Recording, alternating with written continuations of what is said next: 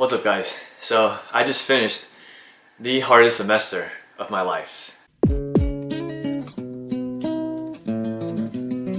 Alright, so we finished off MS2 learning about the hip, knee, and ankle. The format's been the same, just learning about the special tests used to diagnose the different diagnoses, knowing the different impairments associated with them, and knowing what interventions to use to treat them. Some common diagnoses for the hip include labral disorder, femoral acetabular impingement, hamstring strains, the muscle strains, quad strain, bursitis, ischial bursitis, trochanteric bursitis. A lot of it is about knowing the different signs and symptoms and some history. Like most of them are insidious onset, gradual onset, and knowing where the pain location is important.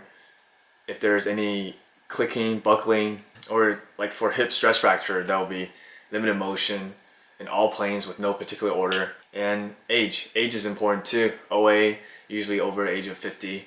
And for the knee, it was all about the ACL tears, PCL tears, LCL, MCL, the ligament sprains, and also meniscal tears.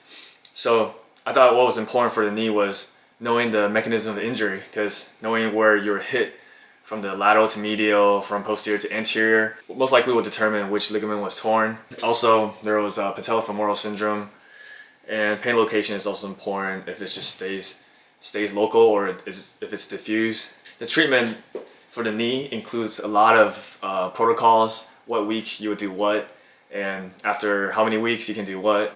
But protocol definitely depends on the physician and the severity of the injury and stuff like that. For the ankle, we learned about the joints again, forefoot, rear foot, and the different positioning if it's in valgus or varus.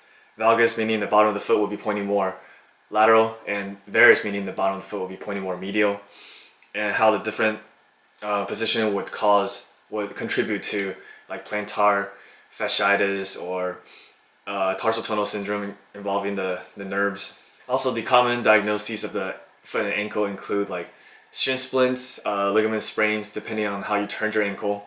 If it's you turn it inversion with plantar flexion or just inversion, eversion. And also stress fracture of the tibia, retrocalcaneal bursitis in front of the Achilles tendon rupture, Achilles tendon tendinopathy, OCD, osteochondritis, dissecans. I'm just trying to focus on the highlights of what I've learned, so make it more interesting, hopefully. Next, let's go into neuroscience. So the first half of the semester, we learn more about like the anatomy and all the different tracts, motor system. So the second half of the semester, we focus more on the PT implications. We learn about motor control and motor learning, like the different task, individual environment, and how they contribute to movement, and the different constraints. Like for task, is it open and closed task? Is it a stability or mobility task? Is it a discrete or a continuous task? If for the environment, is it regulatory? Is the environment influencing their movement, or is it non-regulatory, just like noise in the background, not really doing anything? Oh, we also went through postural control, which muscles are activated, and the different normal mobility of gait.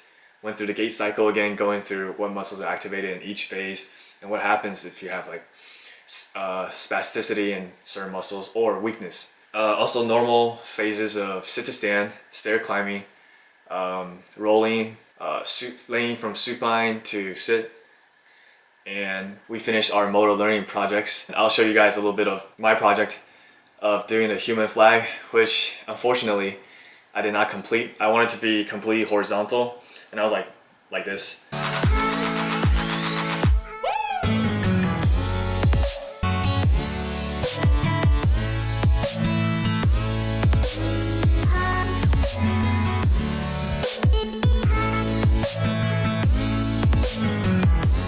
Now, I'm gonna highlight some of the other projects from class, and keep in mind that we all picked a skill that we had no idea how to do before. And first up is Matt. He learned how to shred the uke. I'm gonna let him play a little snippet for you guys.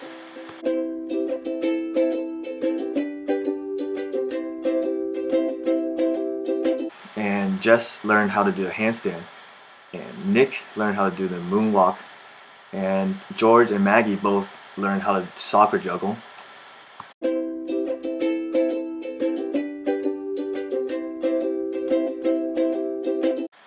Manny and Ryan both learned how to ride the unicycle, which was a lot of fun. Ryan actually got pretty good at it. He can maneuver through some obstacles, and I'm not gonna lie, when he was practicing, I actually wish he would have fell in that pool.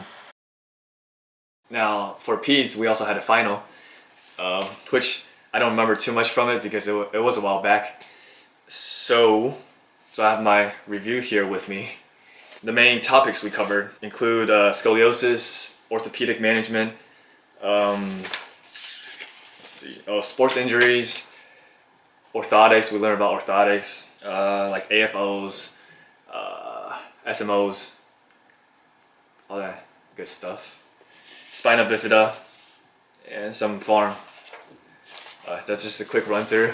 In between all this chaos with studying and tests, I also went to the clinic, finished up my Peds experiences, and at the hospital, me and Neil, we did a whole eval, plan of care, write goals, and come up with treatment exercises for the patient. It was good practice. I mean, I definitely still have areas to improve on. Feeling better with like taking the patient's history and just going through the test and measures, doing manual muscle testing, all that range of motion stuff. Also, our IM team been doing work. We won the softball championship for co-ed, and we also won the volleyball championship for co-ed.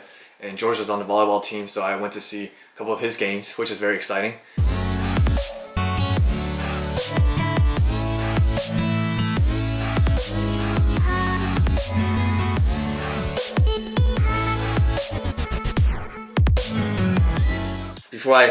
Before I go, I will be introducing a new series on my channel called PT Student Answers, where I'll be taking some of your comments that you've left in my previous videos or recent videos or whatever.